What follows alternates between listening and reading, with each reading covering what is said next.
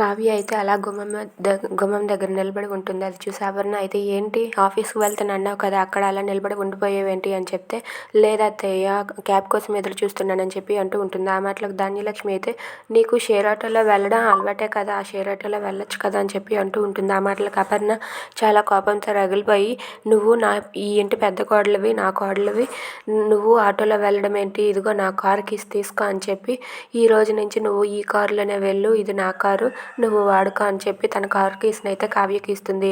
అది చూసి ధాన్యలక్ష్మి అయితే ఒక్కసారిగా షాక్ అయిపోతుంది.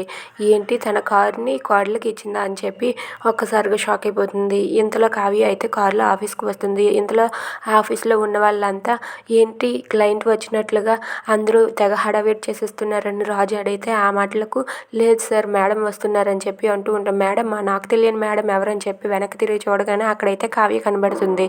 అది చూసి రాజు అయితే షాక్ అవుతాడు.